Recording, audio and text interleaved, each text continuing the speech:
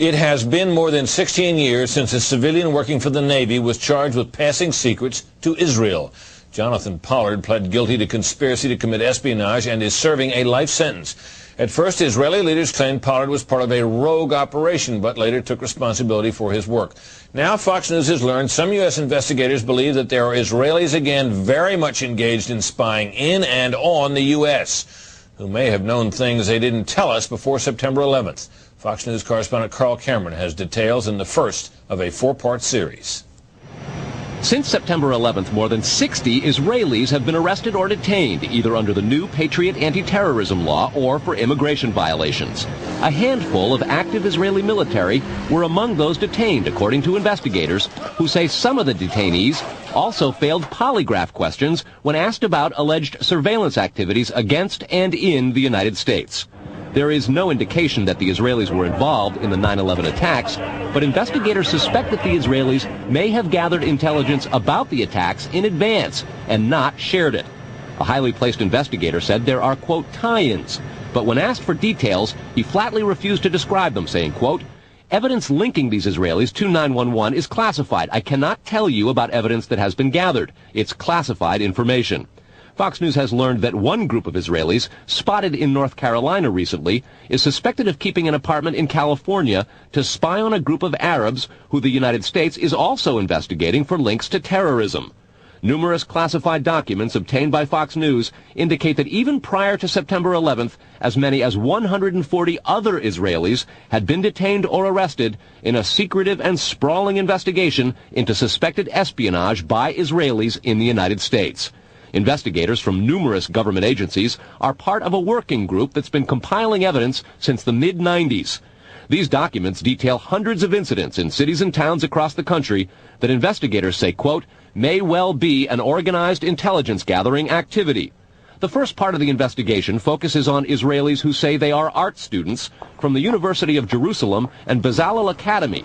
They repeatedly made contact with U.S. government personnel, the report says, by saying they wanted to sell cheap art or handiwork.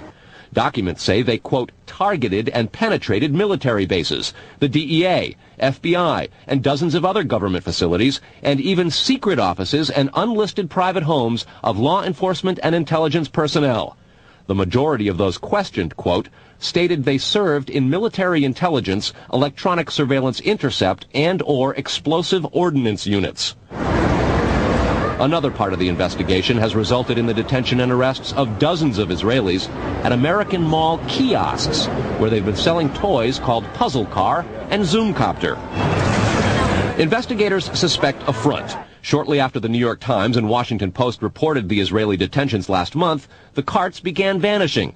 Zoomcopter's webpage says, we are aware of the situation caused by thousands of mall carts being closed at the last minute. This in no way reflects the quality of the toy or its saleability. The problem lies in the operator's business policies. Why would Israelis spy in and on the U.S.? A General Accounting Office investigation referred to Israel as Country A and said, quote, according to a U.S. intelligence agency, the government of Country A conducts the most aggressive espionage operation against the U.S. of any U.S. ally.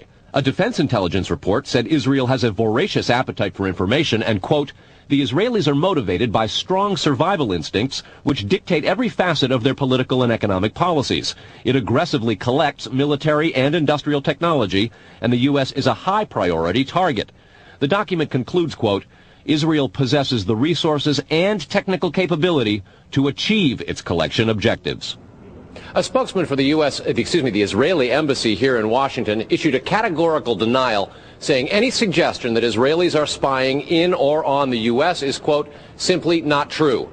There are other things to consider, and in the days ahead, we will take a look at the U.S. phone system and law enforcement's methods for wiretaps, and an investigation into the possibility that both have been compromised by our friends and allies overseas. Brett? Carl, what about this question of advanced knowledge of what was going to happen on 9/11? How clear are investigators that some Israeli agents may have known something? Well, it's very explosive information, obviously, and there's a great deal of evidence that they say they have collected, none of it necessarily conclusive. It's more when they put it all together. A bigger question, they say, is how could they not have known? Almost a direct quote, Brett. This going to the fact that they were spying on some Arabs, right? Correct. All right, Carl, thanks very much. We reported on the approximately 60 Israelis who had been detained in connection with the September 11th terrorism investigation.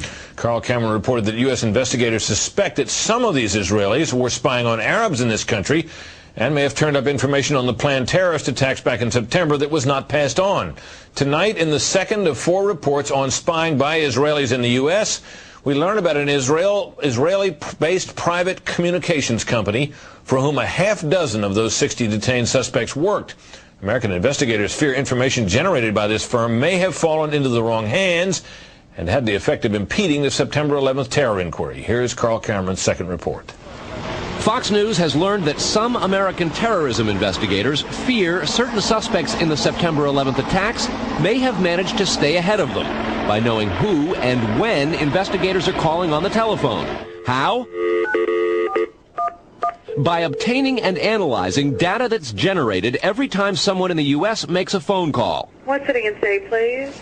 Here's how the system works. Most directory assistance calls and virtually all call records and billing in the U.S. are done for the phone companies by Amdocs Limited, an Israeli-based private telecommunications company. Amdocs has contracts with the 25 biggest phone companies in America and more worldwide. The White House and other secure government phone lines are protected, but it is virtually impossible to make a call on normal phones without generating an Amdocs record of it. In recent years, the FBI and other government agencies have investigated Amdocs more than once. The firm has repeatedly and adamantly denied any security breaches or wrongdoing. But sources tell Fox News that in 1999, the super-secret National Security Agency, headquartered in northern Maryland, issued what's called a top-secret, sensitive, compartmentalized information report, TSSCI, warning that records of calls in the United States were getting into foreign hands, in Israel in particular. Investigators do not believe calls are being listened to, but the data about who's calling whom and when is plenty valuable in itself. An internal Amdocs memo to senior company executives suggests just how Amdocs generated call records could be used. Quote, widespread data mining techniques and algorithms, combining both the properties of the customer, like credit rating, and properties of the specific behavior such as whom the customers are calling. The Amdocs memo says the system should be used to prevent phone fraud, but U.S. counterintelligence analysts say it could also be used to spy through the phone system. Fox News has learned that the NSA has held numerous classified conferences to warn the FBI and CIA how Amdocs records could be used. At one NSA briefing, a diagram by the Argonne National Lab was used to show that if the phone records are not secure, major security breaches are possible. Another briefing document said, quote, it has become increasingly apparent that systems and networks are vulnerable. Such crimes always involve unauthorized persons or persons who exceed their authorization, acting on exploitable vulnerabilities. Those vulnerabilities are growing because, according to another briefing, the U.S. relies too much on foreign companies like Amdocs for high-tech equipment and software. Quote, many factors have led to increased dependence on code developed overseas. We buy rather than train or develop solutions. U.S. intelligence does not believe the Israeli government is involved in a misuse of Amdocs information, and Amdocs insists that its data is secure. What U.S. government officials are worried about, however, is the possibility that Amdocs data could get into the wrong hands, particularly organized crime, and that would not be the first time that such a thing has happened. Fox News has documents of a 1997 drug trafficking case in Los Angeles in which telephone information, the types that Amdocs collects, was used to, quote, completely compromise the communications of the FBI, the Secret Service, the DEA, and the LAPD. And we'll have that and a lot more in the days ahead, Brett. Carl, I want to take you back to your report last night on those 60 people who were Israelis who were detained in the anti-terror investigation, and the suspicion that some investigators have that they may have picked up information on the 9/11 attacks ahead of time, not passed it on. There was a report, you'll recall, that the Mossad, the Israeli intelligence agency, did indeed send representatives to the U.S. to warn, just before 9/11, that a major terrorist attack was imminent. Why does that not? How does that leave room for the lack of a warning? Well, I remember the report, Britt. We did it first internationally right here on your show on the 14th. What investigators are saying is that that warning from the Mossad was nonspecific and general, and they believe that it may have had something to do with the desire to protect what are called sources and methods in the intelligence community. The suspicion being perhaps those sources and methods were taking place right here in the United States. The question came up in the Select Intelligence Committee on Capitol Hill today. They intend to look into what we reported last night, and specifically that possibility. Brett? So, in other words, the problem wasn't the lack of a warning. The problem was lack of useful details. Quantity of information. All right, Carl, thanks very much. Coming up next, Israeli-based company called Amdocs that generates the computerized records and billing data for nearly every phone call made in America. As Carl Cameron reported, U.S. investigators digging into the 9/11 terrorist attacks fear that suspects may have been tipped off to what they were doing by information leaking out of Amdocs. In tonight's report, we learned that the concern about phone security extends to another company founded in Israel that provides the technology that the U.S. government uses for electronic eavesdropping. Here is Carl Cameron's third report. The company is Comverse Infosys, a subsidiary of an Israeli-run private telecommunications firm with offices throughout the U.S. It provides wiretapping equipment for law enforcement. Here's how wiretapping works in the U.S. Every time you make a call, it passes through the nation's elaborate network of switchers and routers run by the phone companies. Custom computers and software made by companies like Comverse are tied into that network to intercept, record, and store the wiretapped calls, and at the same time transmit them to investigators. The manufacturers have continuing access to the computers so they can service them and keep them free of glitches.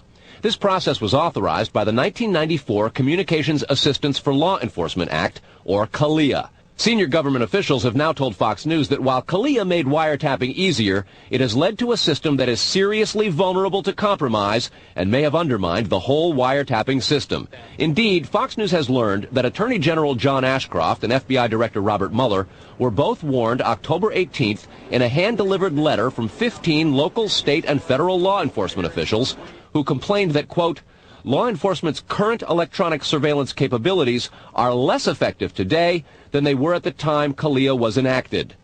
Comverse insists the equipment it installs is secure, but the complaint about this system is that the wiretap computer programs made by Comverse have in effect a back door through which wiretaps themselves can be intercepted by unauthorized parties. Adding to the suspicions is the fact that in Israel, Comverse works closely with the Israeli government and under special programs gets reimbursed for up to 50% of its research and development costs by the Israeli Ministry of Industry and Trade. But investigators within the DEA, INS, and FBI have all told Fox News that to pursue or even suggest Israeli spying through Comverse is considered career suicide. And sources say that while various FBI inquiries into Comverse have been conducted over the years, they've been halted before the actual equipment has ever been thoroughly tested for leaks. A 1999 FCC document indicates several government agencies expressed deep concerns that too many unauthorized, non-law enforcement personnel can access the wiretap system. And the FBI's own nondescript office in Chantilly, Virginia, that actually oversees the CALEA wiretapping program, is among the most agitated about the threat. But there is a bitter turf war internally at FBI. It is the FBI's office in Quantico, Virginia, that has jurisdiction over awarding contracts and buying intercept equipment. And for years, they've thrown much of the business to Comverse. A handful of former U.S. law enforcement officials involved in awarding Comverse government contracts over the years now work for the company. Numerous sources say some of those individuals were asked to leave government service under what knowledgeable sources call troublesome circumstances that remain under administrative review within the Justice Department. And what troubles investigators most, particularly in New York in the counterterrorism investigation of the World Trade Center attack, is that on a number of cases, suspects that they had sought to wiretap and surveil immediately changed their telecommunications processes. They started acting much differently as soon as those supposedly secret wiretaps went into place. Brett? Carl, is there any reason to suspect in this instance that the Israeli government is involved? No, there's not, but there are growing instincts and an awful lot of law enforcement officials in a variety of agencies who suspect that and have begun compiling evidence and a highly classified investigation into precisely that possibility. Brett? All right, Carl, thanks very much. On a long-standing government espionage investigation, federal officials this year have arrested or detained nearly 200 Israeli citizens suspected of belonging to a, quote, organized intelligence gathering operation. The Bush administration has deported most of those arrested after September 11th, although some are in custody under the new anti-terrorism law. Cameron also described an investigation into the possibility that an Israeli firm generated billing data that could be used for intelligence purposes, and described concerns that the federal government's own wiretapping system may be vulnerable. Tonight, in part 4 of the series, we'll learn about the improbable roots of the probe, a drug case that went bad 4 years ago in L.A. Los Angeles, 1997. A major local, state, and federal drug investigation sours.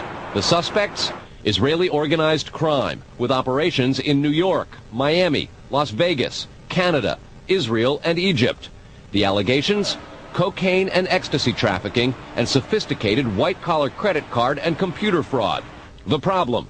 According to classified law enforcement documents obtained by Fox News, the bad guys had the cops' beepers, cell phones, even home phones under surveillance. Some who did get caught admitted to having hundreds of numbers and using them to avoid arrest. Quote, this compromised law enforcement communications between LAPD detectives and other assigned law enforcement officers working various aspects of the case.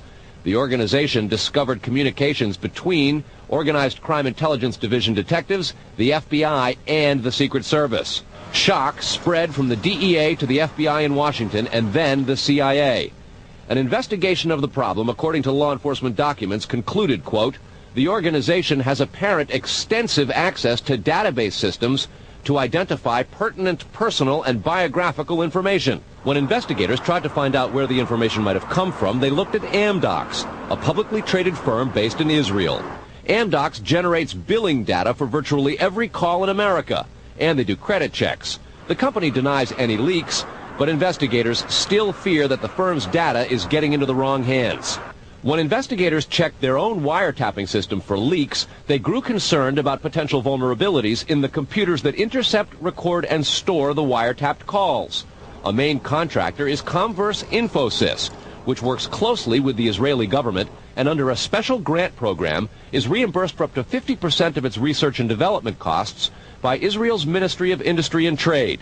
Asked this week about another sprawling investigation and the detention of 60 Israelis since September 11th, the Bush administration treated the questions like hot potatoes. I would just refer you to the Department of Justice with it. I'm not familiar with the report. I'm aware that some Israeli citizens have been detained. With respect to why they are being detained and the other aspects of your question, whether it's because they are in intelligence services or what they were doing, I will defer to the Department of Justice and the FBI to answer that.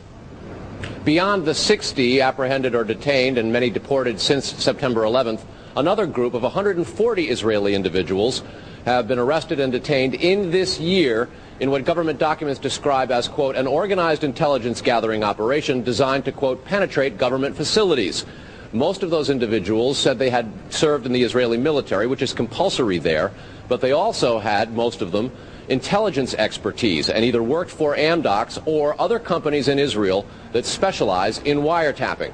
Earlier this week, the Israeli embassy here in Washington denied any spying against or in the United States. Tony? Carl, we've heard the comments from Ari Fleischer and Colin Powell. What are officials saying behind the scenes? Well, there's real pandemonium described at both the FBI, the DEA, and the INS. A lot of these problems have been well known to some investigators, many of whom have contributed to the reporting on this story. And what they say is happening is supervisors and management are now going back and collecting much of the information because there's tremendous pressure from top levels of all of those agencies to find out exactly what's going on. At the DEA and the FBI already, a variety of administrative reviews are underway, in addition to the investigation of the phenomenon. They want to find out how it is that all this has come out, as well as be very careful because of the explosive nature and very political ramifications of the story itself. Tony? All right, Carl, thanks.